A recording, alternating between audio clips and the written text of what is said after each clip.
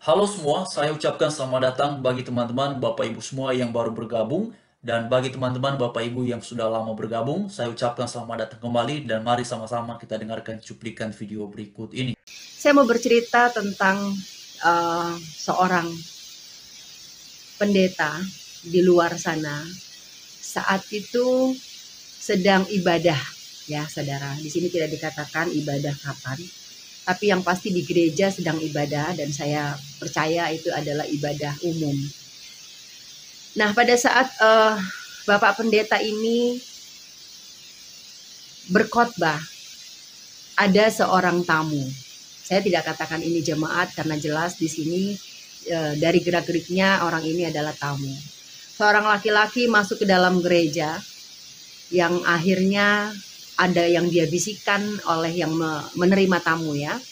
Akhirnya dia dengan petantang peteteng masuk ke dalam gereja dan dia duduk di depan saudara. Tetapi yang menarik saudara, pada saat dia duduk di depan, dia tuh gelisah. Kanan kiri ya. Ternyata pemuda ini memang sudah punya niat yang jahat sama Bapak Pendeta yang sedang berkhotbah, dan Bapak Pendeta ini adalah gembala dari gereja tersebut. Dapat beberapa menit kemudian dia bicara sama orang yang di depan ya. Pada saat itu saya melihatnya ini adalah pekerja juga yang memang sedang megang multimedia seperti ini. Dan dia tahu gak saudara apa yang dia bisikan? Dia bisikan katanya, saya mau bunuh pendeta kamu. Wah, dahsyat sekali ya. Dengan santai dia bilang katanya saya mau bunuh pendeta kamu. Tapi dahsyatnya saudara, si bapak ini yang menerima hal tersebut tidak panik dan dia slow saja. Sampai akhirnya kejadian itu terjadi, saudara. Tapi yang bisa saya katakan saudara, bagaimana kejadian ini akhirnya terjadi, si pemuda ini memang benar-benar mau mencoba langsung menusukkan, karena dia membawa sebuah pisau. Menusukkan pisau itu ke pendeta. Akhirnya riuh ricuh di dalam gereja tersebut. Dan yang terjadi, Bapak Pendeta dan semua para jemaat yang lain memegang si pemuda. Pemuda itu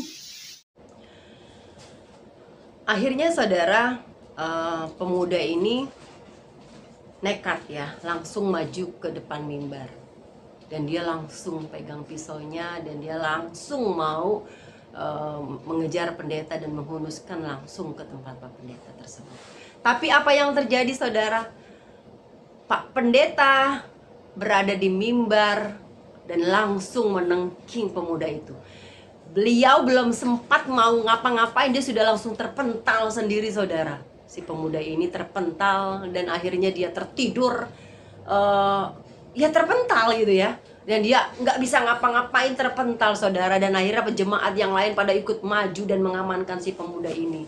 Bagaimana si pemuda ini, beberapa jemaat berusaha untuk mengamankan lah pastinya. Dan akhirnya setelah ini pemuda ini diamankan, barulah polisi datang karena saya yakin ada yang menghubungi polisi. Nah setelah polisi ini datang,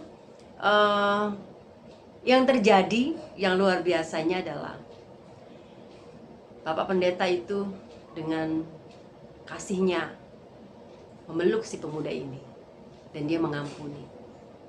Dia tidak menuntut pemuda tersebut saudara. Bagaimana kisah selanjutnya saudara? Kita sama-sama menyaksikan bagaimana mengikuti Yesus itu enggak mudah, tapi sebuah keputusan. Jadi saudara, selamat menyaksikan. Ambil sesuatu yang baik di dalam tayangan ini. Dan yang pasti, ikut Tuhan. Banyak hal yang Tuhan pelihara. Seperti yang dialami Bapak Pendeta ini. Namanya tuh Bapak Pendeta, aduh saya lupa. Nanti kita lihat ya namanya Pak Pendeta siapa. Namanya Bapak Pendeta Pedro Pablo Martin. Wah luar biasa sekali ya saudara. Saya ini geringgis-geringgis ya. Aduh, Tuhan Bapa yang baik, terima kasih Tuhan. Puji Tuhan, teman-teman, Bapak Ibu semuanya, demikianlah penjelasannya sebagaimana sudah kita dengarkan secara bersama-sama. Dan memang kisah dari hamba Tuhan tersebut ramai sekali ya, dikabarkan beberapa waktu yang lalu banyak juga yang kemudian berkomentar, terutama sahabat-sahabat yang beragama Kristen. Dan karenanya mari kita memperhatikan di dalam kitab Mazmur pasal 140 ayat 13 sampai ke 14 dikatakan bahwa aku tahu bahwa Tuhan akan memberi keadilan kepada orang tertindas. Saudara, teman-teman semuanya, apapun yang menjadi kondisi hari ini, yakin dan percayalah dikatakan oleh firman Tuhan, Tuhan akan memberi keadilan kepada orang tertindas dan membela perkara orang miskin. Siapa yang menjadi pembela kita dalam keyakinan beriman Kristen adalah Tuhan sendiri. Jadi orang Kristen itu dalam hal berapologet pun bukan dalam rangka membela Tuhan, tetapi dalam rangka meluruskan dan menyatakan apa yang benar, karena sesungguhnya Tuhan dalam keyakinan beriman Kristen tidak perlu dibela. Justru sebaliknya, dialah yang menjadi pembela bagi umatnya. Dan itulah yang dinyatakan oleh Alkitab. Lalu kemudian dikatakan lagi bahwa sungguh orang-orang benar akan memuji namamu, orang-orang yang jujur akan diam di hadapanmu. Luar biasa teman-teman sekalian ya, Bapak Ibu semuanya. Karena itulah mari terus setia di dalam Tuhan Yesus. Mari tetap setia dan melakukan apa yang dikehendaki oleh Dia di dalam Kristus Yesus, supaya senantiasa hidup kita ini adalah untuk mempermuliakan namanya. Dan sebenarnya kalau kita bicara mengenai hal agama ini, terutama kalau kita memahaminya dalam konteks toleransi di bangsa kita di Indonesia, wah itu sesuatu yang luar biasa saudara, teman-teman semuanya ya. Karena sampai hari ini ya tidak bisa dipungkiri bahwa masih ada ya gereja-gereja, tempat peribadatan umat Kristen yang masih mengalami kesulitan, yang masih mendapatkan penolakan dengan berbagai macam alasan dan segala macamnya. Tetapi Tuhan katakan bahwa Dialah yang akan menegakkan, memberi keadilan bagi tiap-tiap orang yang memerlukan, yang membutuhkannya ya. Lalu kemudian dalam Roma pasal 12 ayat 19 sampai ke 21 dikatakan lagi bahwa saudara-saudaraku yang kekasih, janganlah kamu sendiri menuntut pembalasan. Lalu lebih lanjut dikatakan bahwa tetapi berilah tempat kepada murka Allah, sebab ada tertulis bahwa pembalasan itu adalah hakku, akulah yang akan menuntut pembalasan, firman Tuhan. Luar biasa teman-teman semuanya ya. Lalu lebih lanjut lagi dikatakan bahwa tetapi jika seterumu lapar, berilah dia makan, jika ia haus, berilah dia minum. Nah menariknya sahabat-sahabat semuanya, sebagaimana tadi juga sudah diuraikan ya, bahwa hamba Tuhan tersebut pun juga bersedia ya memaafkan perbuatan dari si orang itu, ya bersedia untuk memberikan pengampunan. Dan ini yang dikatakan oleh Alkitab Roma 12 ayat 19 sampai ke 21 ya, bahwa pembalasan itu adalah haknya Tuhan. Bukan berarti kita berdiam diri ya, kita perlu membela diri, tetapi selebihnya adalah urusan Tuhan. Makanya dikatakan bahkan kepada orang-orang yang berbuat tidak baik ini pun, apa yang dikatakan oleh Alkitab, bukan membalasnya dengan cara yang tidak, dengan cara yang sama, justru tetapi jika seterumu lapar, berilah dia makan. Saudara-saudari ya, teman-teman semuanya, jika ia haus, berilah dia minum. Dengan berbuat demikian, kamu menumpukan bara api di atas kepalanya. Jangan kamu kalah terhadap kejahatan, tetapi kalahkanlah kejahatan dengan kebaikan. Inilah luar biasanya iman Kristen sebagaimana yang diajarkan oleh Alkitab. Dan inilah yang juga diajarkan oleh Tuhan Yesus, bahwa kasih itu menjadi fondasi, kasih itu menjadi tumpuan, kasih itu menjadi dasar bagi kehidupan keagamaan Kristen dalam menjalani kehidupan kesehariannya, baik di dalam ruang lingkup kegiatan peribadatan maupun di tengah-tengah masyarakat yang majemuk. Kasih itu selalu menjadi dasar, kasih itu selalu menjadi pedoman bagaimana bersikap, bagaimana menjalani kehidupan yang senantiasa agar menjadi berkat dan untuk kemuliaan Tuhan, sebagaimana yang dinyatakan dalam Alkitab ya, di dalam Matius pasal 5, saudara ya, teman-teman semuanya, ayatnya yang ke-14 hingga ke-16 dikatakan bahwa kamu adalah garam dunia, kamu adalah terang dunia. Hendaklah perbuatanmu yang baik itu mempermuliakan Bapamu yang di sorga. Luar biasa ya, teman-teman semuanya bisa melihatnya ya, seingat saya dalam Matius ya pasal 5 ayat 14 sampai ayatnya yang ke-16 ya. Lalu kemudian kalau kita perhatikan lagi di dalam kitab Mazmur mengenai penyertaan Tuhan yang luar biasa dan jaminan bahwa Dia setia, Mazmur 27 ayat yang ke-10 dikatakan bahwa sekalipun ayahku dan ibuku meninggalkan aku, namun Tuhan menyambut aku.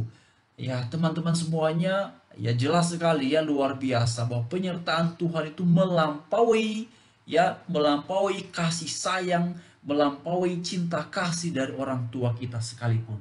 Ya, bahkan diumpamakan kalaupun misalnya seorang ayah, seorang ibu meninggalkan ya anaknya, apa yang dikatakan oleh Alkitab, tetapi Tuhan menyambut aku. Ya, Tuhan luar biasa. Saudara, teman-teman semuanya, dia tidak memandang kita dengan membeda-bedakan. Beda seperti cara pandang duniawi ya, yang mengklasifikasikan, membagi-bagi derajat orang dan segala macam yang berdasarkan status sosial. Tetapi bagi Tuhan semuanya sama, karena memang sejak semula manusia itu dicipta menurut gambar dan rupanya. Itulah yang dinyatakan oleh Alkitab ya. Teman-teman semuanya bisa membacanya dalam kitab Kejadian, dalam kisah penciptaan ya. Lalu kemudian ya dikatakan lagi juga sebenarnya dalam bagian yang lain mengenai penyertaan Tuhan yang luar biasa, mengenai kasih Tuhan yang luar biasa yang tiada duanya, tiada tandingnya. Makanya juga dalam kitab Mazmur ini dikatakan bahwa ya sekalipun orang tua yang bahkan melahirkan kita, meninggalkan kita, tetapi apa yang dikatakan oleh Alkitab, Tuhan tetap menyambut aku ya. Jadi itu luar biasa sekali. Lalu kemudian dalam kitab Matius pasal 11 ayatnya yang ke-28. Nah, ini pesan yang sangat indah sekali, teman-teman semua. Marilah kepadaku semua yang letih lesu dan berbeban berat, aku akan memberi kelegaan kepadamu. Ya, itu dia sahabat-sahabat semuanya. Dikatakan oleh Alkitab kalau punya beban, kalau letih lesu, apa yang diajarkan, datanglah kepada aku. Kepada siapa? Ya kepada Tuhan Yesus. Apa jaminannya? Aku akan memberi kelegaan kepadamu. Luar biasa. Ya, kalau nanti sahabat-sahabat semua membaca ayat selanjutnya, dikatakan secara luar biasa bahwa pikulanku yang kupasang itu, ya, sebabku yang kupasang itu enak dan bebanku pun ringan. Ya, artinya bahwa Tuhan pun bersama-sama senantiasa dengan kita dalam menjalani kehidupan ini, pertolongannya tepat waktu dan selalu senantiasa dinyatakannya menurut kehendaknya. Yang menjadi bagian kita, mari menantikan dan terus berserah kepada Tuhan. Shalom.